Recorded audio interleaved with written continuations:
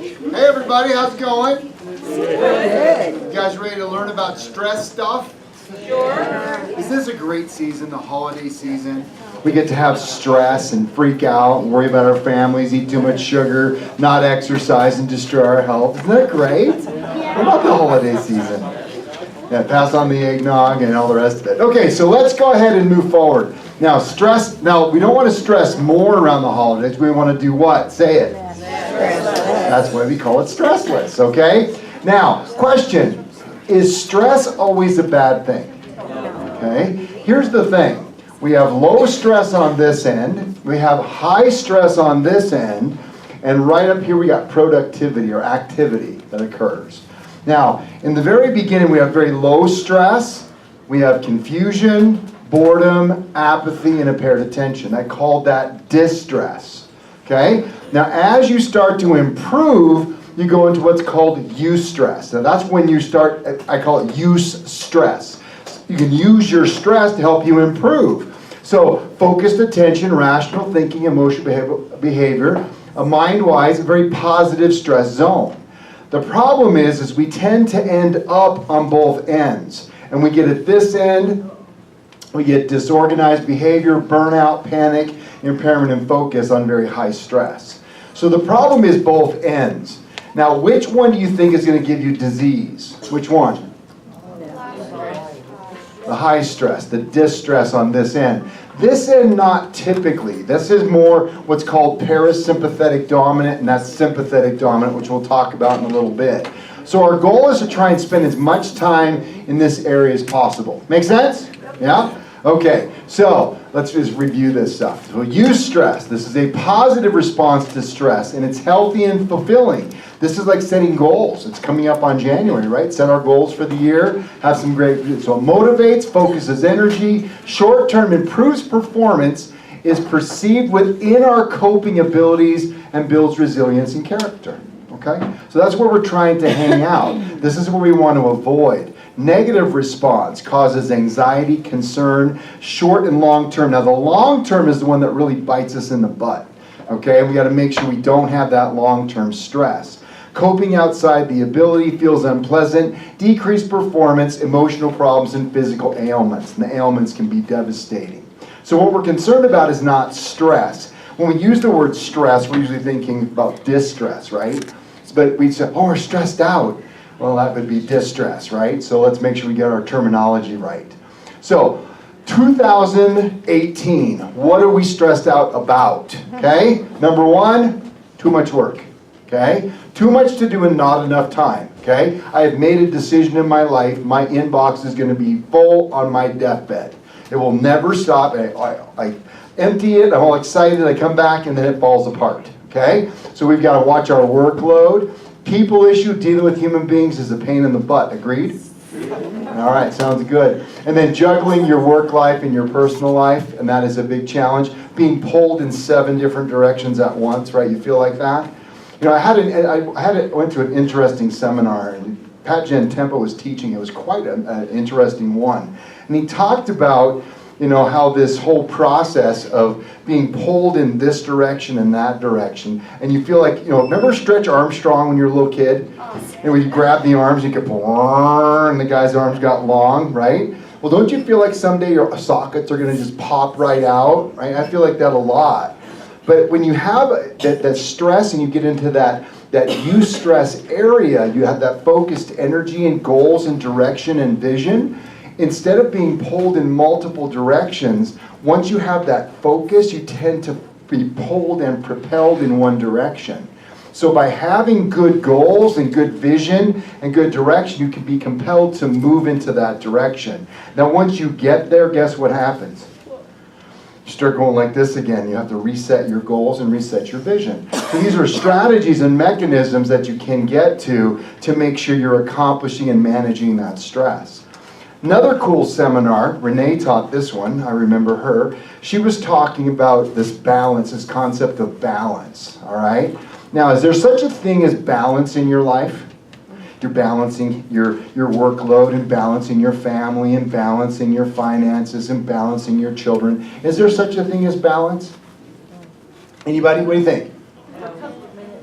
Yeah, a couple seconds, right? And then you're out of balance again. Okay, so here's what I want to put in your heart, because this is important. Because the challenge, don't you find this happening to you a lot? When you're in the moment, okay, with your family, right? And what should you be focused on? Family. Your family. What are you thinking about? Work, right? Be honest, it's true. Then, when you're at work, when you're supposed to be focusing on work, what are you thinking about? Oh, I should have been with my boy in school. I should have went to the program. I should be home with my wife, right? So here's another strategy to be thinking about as it relates to that.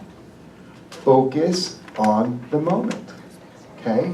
Live right here, right now, in this particular second, okay? Because there's no balance in life. There's not. It's impossible. So enjoy the moment with your family, with your loved ones, with your friends. Christmas is coming up. By God, enjoy it. Okay? Stop freaking out about, oh, I have a bunch of work to do. When you're there, just put it aside and say, okay, I know I got a bunch of work to do. Okay, I don't care. Okay? My ATV has been broken in my garage for 6 months. It's tore apart. My garage is a disaster, and I walk home every day and have stress about it because I need to put the bearings back in and get it going. And shut up. It's going to sit there. It's winter. I can't ride it anyway, right? Oh, it'll be done in spring, I promise you. Okay? Has to. But do you understand what I'm saying? Is, guys, you're going to be pulled. Okay? But if you can set goals in each area of your life, you can be pulled in the correct direction until you hit that goal. Then you have to reset and go forward again. And when you're in a moment, enjoy it. Whatever that moment is. Okay? Focus on that and you can have a better life. Fair? Keeping that eustress area better. All right? So, bottom line is, this kind of crap, guys, causes heart attacks, hypertension, obesity, addiction, and it costs American businesses $300 billion a year. What would you guys do with $300 billion?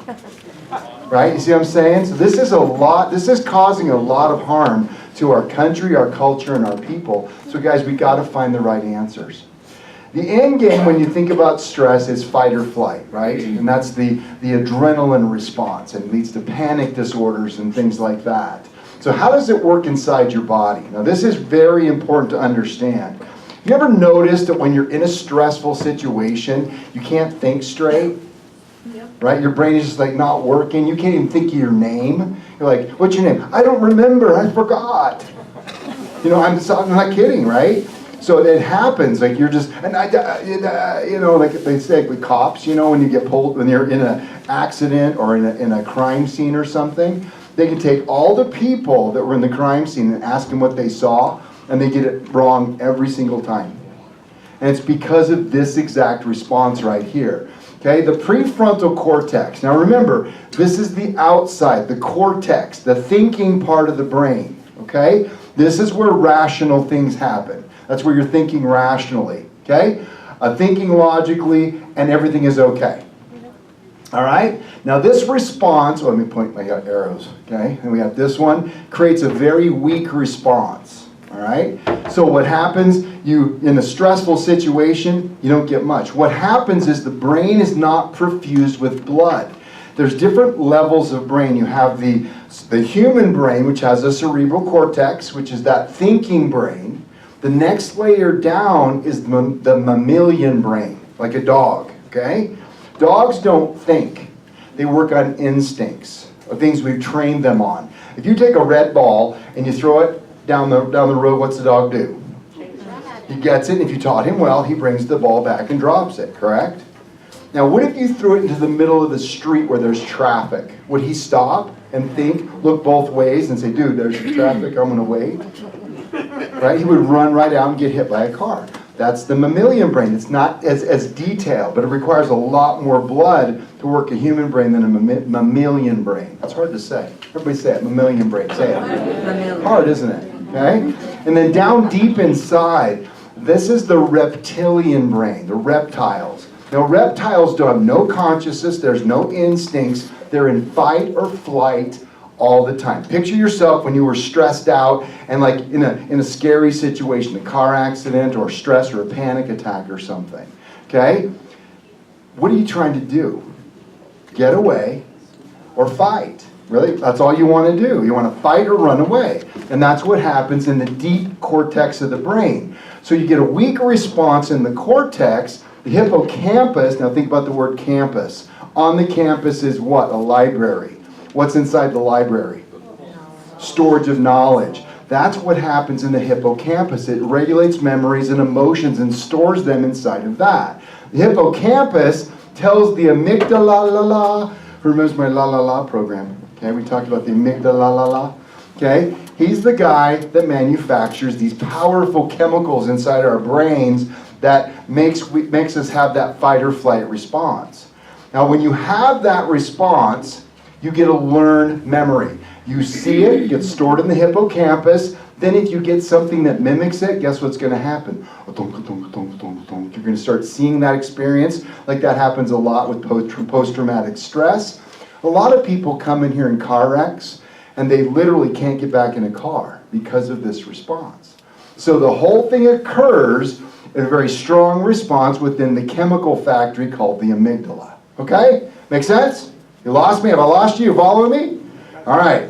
So this is why we can't think while we're under stress, because it all shrinks from the cerebral cortex down into this strong chemical response and lack of brain perfusion. Cool. So how does this tie to the body? Now remember, the brain controls what inside the body? Everything. Everything. How fast? Anybody remember? How fast though? Speed. 70 trillion actions a second. So it's kind of busy, yeah? Yeah, so we got to make sure it's really connected. So we have two basic sides to the automatic system. Now remember, there's different parts to the body. There's the thinking, there's the somatic, makes the body move and run, the brain telling muscles to contract and stuff like this. These are the two sides to the automatic system. The parasympathetic, or the rest and digest, that's the chill side, okay? So this is after you had your turkey dinner and you're kind of tired and you're just like chilling out, slow heartbeat, saliva wide because the pie's coming, right? Airways are constricted, stomach is digesting, glucose, gallbladder, all that stuff. Makes sense, right? Now on the other side is the sympathetic. Now, when does that happen? During a perceived threat, right? So what's an example of perceived threat? Would that be an example? Imagine that bear. That's the scariest picture I could find on the internet. How scary would that be, that bear right in your face? Would you be having an adrenaline response? Could you think? No, you'd be like, run away from the bear, right? Or if you're really tough, you got your pocket knife and go for it, right? I would be running, just FYI, okay? Now, what is happening during this response is that now this is also a perceived threat, isn't it? Your boss, right? Yelling at you, screaming, your wife, your husband, your kids, right? And you're having this perceived threat. But we live in 2018. You're not allowed to yell at people and tell your boss he's a jerk, right? You can't. They would get fired. So this gets internalized, and we start manifesting all these horrible feelings. Remember the amygdala, right? He yells at you once, he goes in the hippocampus.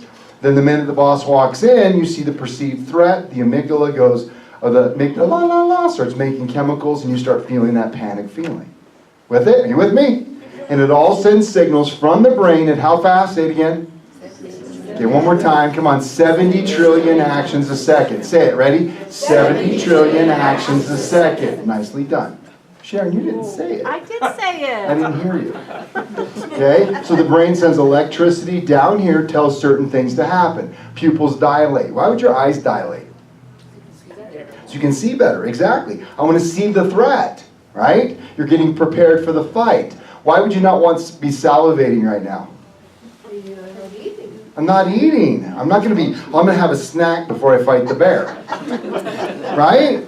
Think about it. The body is so smart. God made an amazing machine, didn't he? Increase heart rate. Why? So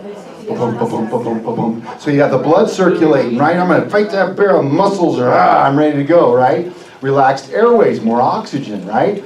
Inhibition of stomach, no digestion. We're going to crank up the glucose, though. Why? Energy for the bear, right? Stomach is shutting down. We don't want to be having an attack in the middle of a bear, right? And of course, there goes our adrenaline, right? Make sense? All right. So that's the fight or flight side. You following this? So chronic stress. Now, acute stress happens. It's just going to happen. You're going to have, you're going to pull out to turn left in the car. Oh my God! And then it goes away. Everything's okay. But it's the chronic stress that really gets to us. So here's the effects. Now, parasympathetic, rest and digest, we talked about, right? So I want you to think about the idea. When you're getting under a stress response, okay? What would happen in a stress response to your shoulders? Everybody mimic stress response. Do it. Ready, set, go. Right? Is this good alignment for your spine, yes or no? No. No. So what do we call that when the spine is out of alignment? Hook me up. Subluxation. Gosh, you guys think you're doing my patients. You guys even know? Subluxation. Now, you've got a stress response. The adrenaline is fired. Now you can't stop it. Because the brain you block the signal from the brain to turn it off, right? So now you're stuck in an elevated adrenergic sympathetic response. Adrenaline sympathetic fight or flight, and it won't go away. What's that going to feel like? All this over here, right? So what's it going to feel like? Inhibition of stomach. What are you going to feel over the long haul? Stomach problems, digestion, lack of appetite, maybe some Prilosec needs, I need stomach acid, so I'm going to take some, my tummy doesn't feel good, right? I need to take my pills, my purple pill, my Nexium, my green pill, red pill, right? Then I can't digest food, so now you're having fatigue, set down, shut down, heart rate, right? And now remember, the adrenaline is what creates it. But the adrenaline depletes, so you're going to be getting shots of heart pumping, going crazy. What's that going to feel like? You're sitting in your kitchen making dinner, all of a sudden your heart's going to start racing for no reason. And that adrenaline that comes from the adrenaline plugging into the heart. What do we call that? Panic attack. Now what if it plugs into your brain? I can't think straight, I'm adrenaline, right? That's a panic attack in the brain. And if it attacks the gut, it would cause gut problems. Are you following what's happening? That adrenergic response. Okay, epinephrine, norepinephrine secreted and then depleted. What popped up? Oh, glucose. Glucose is going to plummet, right? Because you have sugar, and then it's going to start crashing down. So remember, it's the long term. Remember the quick adrenaline response, you're going to have high sugar, high energy, high everything, right? Focus, dilation, but then the body starts to break down and the body starts to get sick. Okay? Does that make sense? So we get some emotional symptoms, irritability, overwhelm, memory, concentration, avoiding others, depression, anxiety, and mood swings. Physical symptoms of low energy right after the adrenaline burns out. Headaches, GI, aches and tension, pain, rapid heartbeat, insomnia, frequent colds, and low sex drive. Why would you be making sex hormones in the middle of a bear fight? Right? And you're having a bear fight that won't stop because of subluxation. Now, interesting concept. Okay, we always think of too much adrenaline, right? So adrenergic response. What if you inhibited the acetylcholine on the top end and bottom end? So again, you understimulate, isn't that going to look the same to the body? So if your adrenaline response is normal and you're locking the system in a high or low rest and digest, it's still going to look like adrenaline, isn't it? To the body. Have I lost you, Franca? Yes. Okay, watch this, okay? So if I get under a bear fight, right? The adrenaline's going to go where? High, right? Where's your non-adrenaline? Neutral. That's your acetylcholine.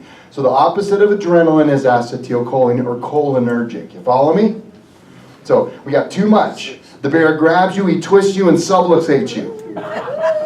Okay? We've now locked what on? High adrenaline. What's that going to look like? Everything we just talked about, right? Now, what if we did this? Okay? We inhibit the choline response. Okay? We lock the choline off. What's that going to look like? High adrenaline. You see what that feels like? So you have the same exact response. So if you subluxate the top and bottom end of your spine, when the cholinergic response is low, it's going to give you an adrenaline response. If you subluxate the middle part of your back, When you're in an adrenaline state, it's going to give you the same exact feeling. They actually talk hypothetically about too much cholinergic response, but I've never seen a patient in my whole life that has too much chill. Okay, most everybody's too spizzed up. Okay, are you following me on this, guys? So we got to get the subluxations corrected, because these are the stress-related disorders, and if you think about what I just talked about, it makes perfect sense. So we've got to get this thing repaired. By the way, it accelerates the aging process. So if you want to get old before your time, feel free to keep doing this to your body and not take care of it. So action steps. So Dr. Ray, dude, thanks for telling me what I'm already feeling. Can we get to some answers, please? So I've got basically give you the torture, now we'll give you some answers, okay? So, strategic stress management strategies, chiropractic. Think about it. How can chiropractic impact this? By impacting this system, right? If we block this on, we got to turn it off by allowing the flow so the brain... See, imagine the brain, we get the bear fight, the bear grabs us, twists us in an adrenergic response, and we have this high level of adrenaline. And adrenaline burns out, we go up and down, up and down, up and down into panic attacks. Okay? Then finally you come see me, I put you on the table, I adjust you. What happens? All the organs of the body are calling the brain saying, dude, you haven't called me for months. I've been going crazy here. Oh, sorry, man. I don't know what was on. The line was dead. You see how silly that sounds? But that's the way it works. So when you correct the alignment, you either open it up so the brain can shut this off, or it can stimulate this side and turn the top and bottom on. Either way, what do we got to do? Get the spine in what curves? What should it be from the front? Help me out. And from the side it should be 45. That was lame, guys. You guys sleepy. Is it Christmas already? Straight from the front, 45, 45, and 45. Right? Make sense? Okay. So, this is what I was trying to explain. Sympathetic is the gas pedal. Okay? So it gives you juice, energy, and that's okay as long, remember in the beginning we had the eustress and distress, right? Over here, this is the boredom, this is the chill, right? And over here, this is the middle ground as long as it's not kept too, it has to be in that perfect balance, yeah? And that's why the adjustments are so critical to this. Okay, so what's wrong with this x-ray? Too straight, subluxated, it's not lined up. And that causes the accelerated decay of that bone, and that's going to cause this stress response. So what's the best thing you can do to get yourself better to manage all that stress in your brain? Get your spine adjusted. Make your treatments, and if you're not a patient, come become a patient, okay? Be a patient here. It's crazy if you're not, because we can help you with this problem. What's the better answer? Antidepressants? No. Antipsychotics? I mean, all the medications they're giving us to try and block the brain signaling. The reason it happens is because of the lack of communication between the brain and the body.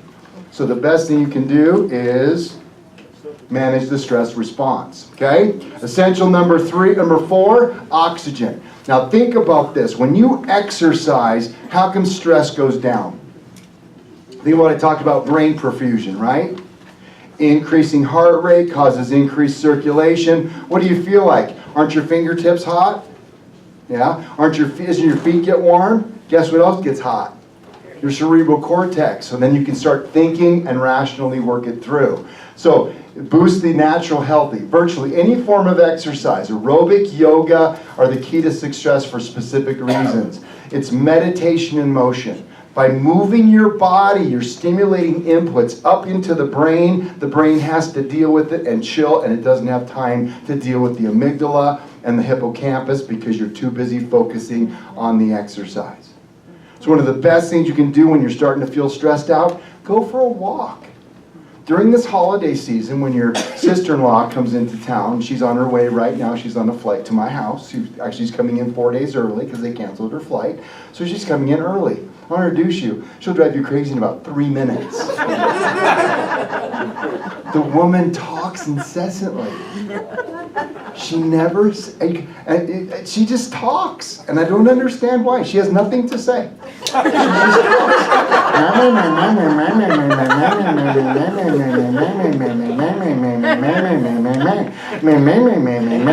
I'm like, oh my God, Linda, shut up. I need to go for a walk. I'll be back.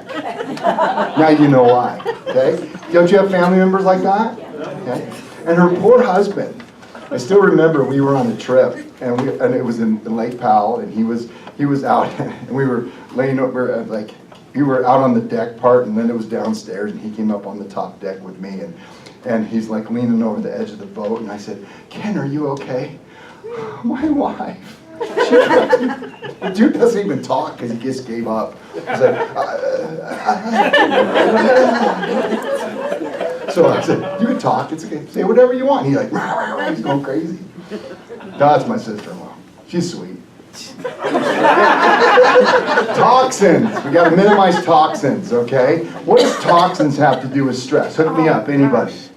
The most toxic thing you can do to your body is what? Is have stress. Okay, it's toxic stress. Stress is toxic to the body. So, especially when you consider the changes in your body chemistry, who has to deal with all that stress? All those chemical changes? Your liver. Right? And so your liver gets overwhelmed, and then your body becomes sick as a consequence of stress and toxins. Because of endotoxins, not exotoxins. It's not alcohol, cigarettes, and junk food, which is bad for this season, okay? But also just the stress of the season can cause it as well, okay? So make sure you guys are dealing with that stress. We want to protect yourself. This is really, take a picture of this, okay? If you guys don't have your phones, take a picture. Mind and Body, this is a very good website to help you deal with the stressors of life, okay? If you need this later, I'll pull it back up and you guys can write it down, because I'm going to move on if you don't take a picture. I should have put it in your packet. Okay? We got to control the mind. Oh, you want to? I'll go back. One more. Okay, ready? 5, 4. I'm giving you stress. 3, 2. That's a good website. Did y'all get a picture? No. You want me in there? You don't really want me in that picture. Especially if I go like this in the pit. Okay, all right. So, mindset. We got to get our mind right. Okay?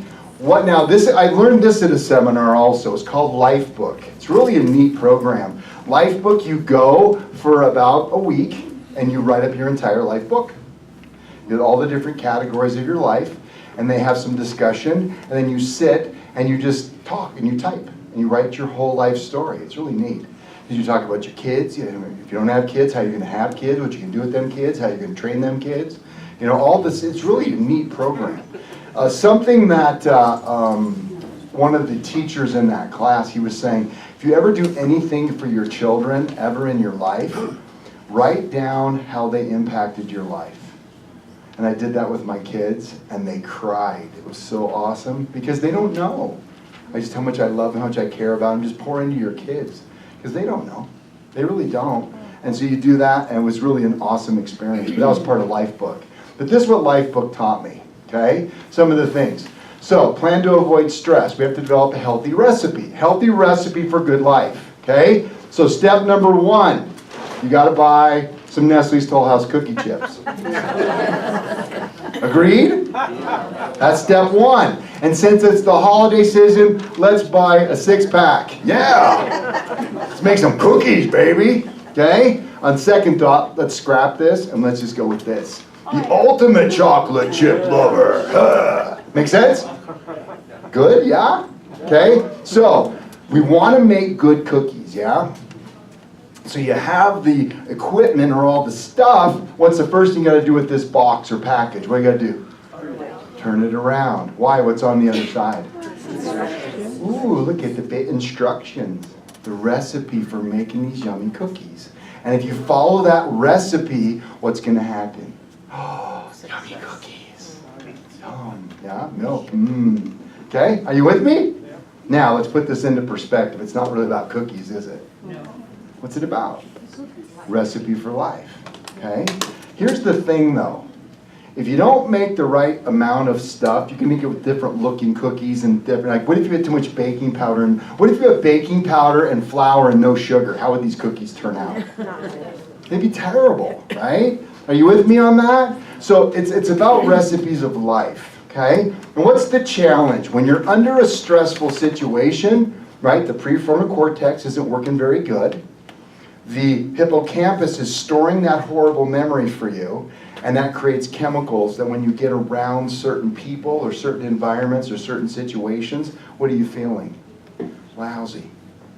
And you repeat those recipes over and over and over again. And before you know it, you got a divorce. You got kids that have gone crazy.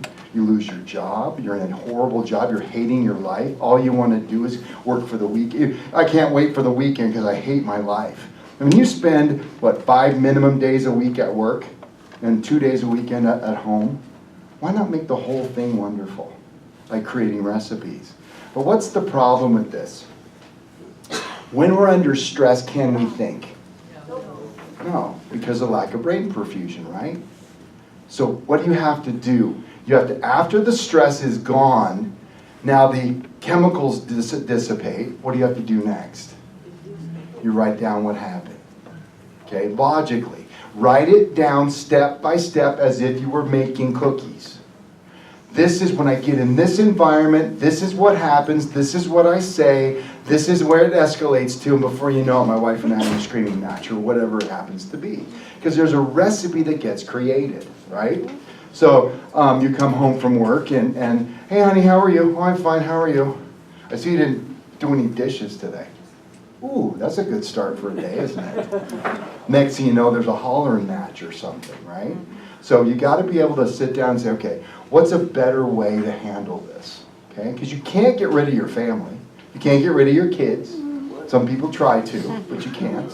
Okay, you've got to make sure that you got good recipes for your life, for your relationships, whether it's your family, your husband, your wife, your children, your loved ones, or whether it's your work family, because you got to have good relationships. And you got to have good recipes, and sometimes we're not so good at that. So by writing things down, you can break the cycle of unhealthy recipes. But why is it so darn hard to do this? Because when you're in the situation, you can't think.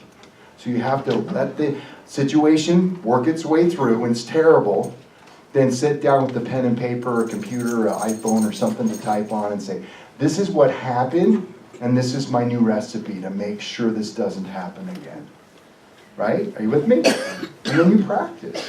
Because it's going to happen. You're going to walk home and the dishes aren't going to be done. And maybe you want to scream. But that's a bad recipe, and it's just going to escalate into a fight. So maybe you say, hey honey, I see you were busy today. I'm going to catch these dishes for you, okay? Wow, that might take a little bit different. Wouldn't that be a different response from your wife or whatever, right? I can't do laundry, so I never offer laundry. I tried laundry, but everything turns pink. Or that light color red, I don't know why. But I pretend I don't know. That makes it easy. Okay? So know your stressors ahead of time. So be prepared. You got to prepare for those. Okay? So you simply prepare. Write them down so you have external life changes, environment, unplanned events, workplace, social. Then internal stressors, fears, uncertain, lack of control, beliefs, and attitudes. But by changing your recipe, you can create a better life. Yeah?